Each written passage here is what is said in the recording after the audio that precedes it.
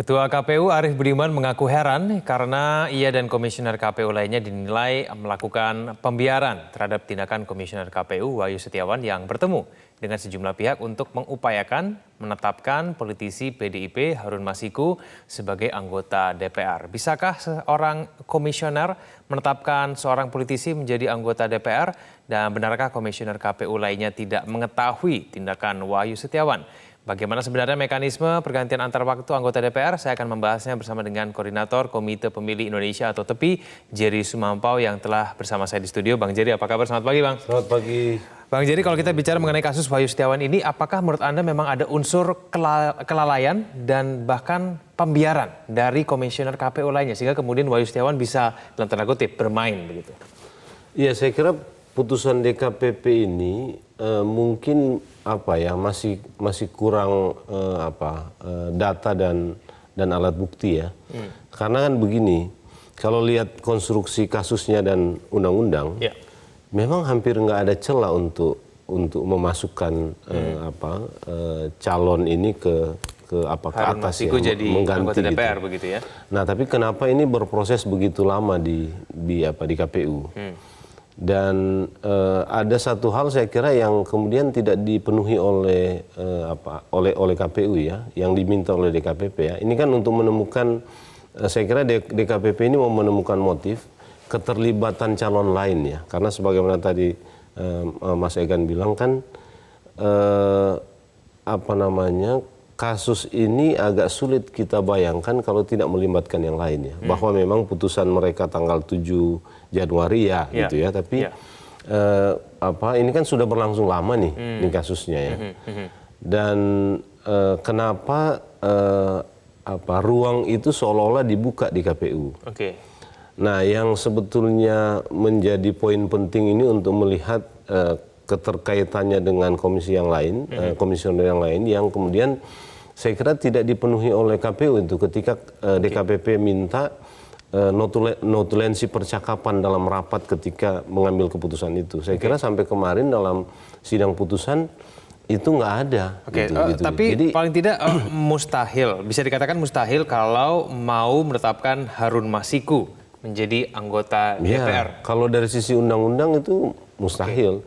Dan kalau lihat penjelasan Wahyu di dalam sidang yang berlangsung sebelumnya ya di kantor KPK, sidang DKPP itu, memang kan dia juga menjelaskan bahwa apa yang sedang terjadi itu juga diketahui oleh komisioner yang lain ya. Nah, kita nggak tahu sejauh mana komisioner yang lain itu punya opini terhadap kasus ini. Apakah memang ada yang beropini bahwa ada kemungkinan dia masuk? Kan gitu, yang sedang dicari oleh DKPP kan itu. Dan itu mungkin tidak ditemukan bukti yang cukup kuat, apalagi sidangnya memang berlangsung cukup cepat gitu ya, karena memang tuntutan publik dan seterusnya harus ada pemberhentian gitu ya, sehingga putusannya bernada seperti itu ya. Berarti tidak mustahil juga kalau komisioner KPU kalaupun masih mau mengupayakan Harun Masiku menjadi anggota DPR, dia bertindak seorang diri. Nggak mungkin kalau bertindak kalaupun dia mau pasti melibatkan yang lain. Makanya sebetulnya kan coba kita berandai-andai ini Mas Egan, kita berandai-andai aja gitu ya. Kalau tiba-tiba kasus ini tidak seperti sekarang, prosesnya terjadi, PDIP melakukan memberi surat 3 kali sampai terakhir ya bulan Desember yang lalu, tiba-tiba saja kemudian KPU memutuskan Harun Masiku. Ini berandai-andai memutuskan Harun Masiku. Menganulir keputusan sebelumnya begitu sebelumnya. ya? Ini hampir kalau nggak ada yang akan protes, kan apalagi tahapannya sudah selesai ya. Hampir sudah nggak ada orang yang akan perhatikan tentang itu. Saya kok agak yakin bahwa akan terjadi tuh. Lolos nih barang gitu ya? Gitu. Jadi ini berandai-andai karena itu sebetulnya kalau ada pertanyaan publik begitu besar atau kecurigaan publik begitu besar terhadap anggota KPU yang juga sebetulnya diproses oleh sidang DKPP kemarin gitu ya.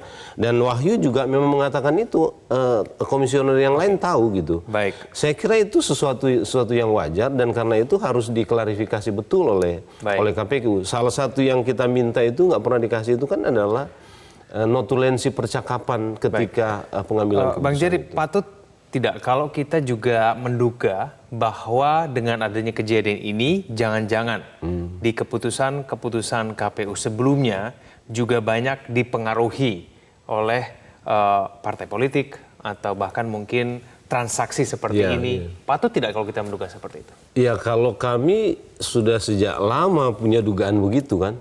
Nah, tapi kan kita harus membuktikan. Kita harus membuktikan. Jadi cerita-cerita tentang hal seperti ini sebetulnya dalam pemilu, dalam setiap pemilu itu ada. Orang seperti kami ini menerima banyak cerita tentang itu. Tapi kan memang kesulitan kita nggak bisa membuktikan ya. Dan karena itu sebetulnya kasus ini menjadi menarik juga untuk kalau kita bilang ini kan ini ujung dari apa namanya itu puncak gunung es. Puncak gunung es ya. Dan begini juga Mas Egan. Setelah kasus Wahyu ini muncul, ada banyak cerita yang kemudian muncul di pemilu yang lalu yang relatif mirip berkaitan dengan ganti-ganti dan suara yang diatur-atur. Melibatkan komisioner KPU lainnya? Iya. Karena begini, kalau perubahan suara itu selalu harus melibatkan KPU. Melibatkan sudah pasti. Itu karena mereka yang pegang suara dan punya otoritas terhadap suara. Bang Jerry, tapi bagaimana sih kemudian kita mengatur perilaku tindakan dari komisioner KPU sehari-hari? Kalau kita cermati bahwa Wahyu Setiawan ini mengaku dekat dengan staf sekretaris jenderal PDIP, lalu kemudian juga kerap mengajak bertemu di luar kantor, membahas pergantian antar waktu. Ini juga disampaikan oleh Agustiani Tio Fridelina yang juga menjadi tersangka. Ini kan hal-hal ini kan berpotensi begitu untuk kemudian membuat komisioner KPU dipengaruhi ataupun bahkan digoda begitu ya dengan suap. Ini bagaimana kemudian kita bisa mengatur? Iya, memang ini agak sulit ya. Ini harus kita kembalikan, agak sulitnya begini karena memang sejak awal prosesnya ada semacam keterpaksaan atau keharusan bagi para calon anggota KPU untuk berdekatan dengan partai karena memang prosesnya harus begitu. Kita tahu bahwa orang-orang yang selama ini nggak membangun komunikasi dengan partai dan masuk di 14 besar kemarin itu ada yang tidak dapat suara apa-apa di DPR kan gitu. Jadi ini ada proses awal seperti itu. Karena itu memang kalau ada anggota KPU punya kedekatan dengan partai, ya memang sudah sejak awal. Tapi kan yang harus dijaga adalah supaya itu tidak terjadi ketika dia sudah duduk di sana dan secara intensif pula gitu. Nah, ini juga mungkin peringatan DKPP ke KPU. Jadi mekanisme internal itu harus dibangun. Gitu ya, kontrol di antara sesama anggota KPU itu memang harus terjadi. Selama ini putusan DKPP itu kan sebenarnya mau mengingatkan bahwa di internal komisioner mereka nggak punya kontrol satu dengan yang lain gitu ya. Karena kalau lihat kasusnya Wahyu ini, saya kira nggak mungkin para komisioner yang lain itu tidak tahu bahwa Wahyu ini secara intens bertemu dengan orang-orang itu, kan gitu. Tapi jadi apalagi kalau terlalu sering ya, gitu. Kalau terlalu sering. Tapi juga memang tidak ada aturan yang melarang juga kan, Bang Jerry? Iya memang sebetulnya secara etik nggak boleh. Secara etik? Iya secara etik. Makanya sebetulnya kalau ada gejala-gejala seperti itu yang makin kuat gitu kan, mekanisme internal itu ya mengingatkan gitu ya. Kalau memang nggak bisa diingatkan daripada ini mencederai kelembagaan KPU, mungkin harus dilaporkan ke DKPP. Gitu kan, itu mekanismenya gitu. Makanya kemarin kita sebetulnya bertemu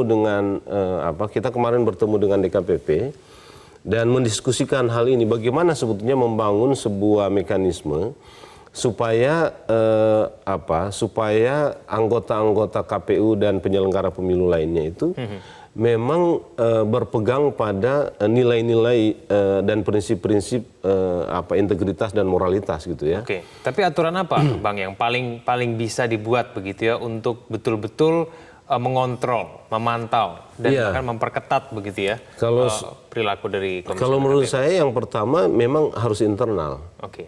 Gitu, karena kan yang bertemu dan berdiskusi dan bergaul sehari-hari dalam konteks pelaksanaan pemilu di kantor itu adalah mereka gitu ya.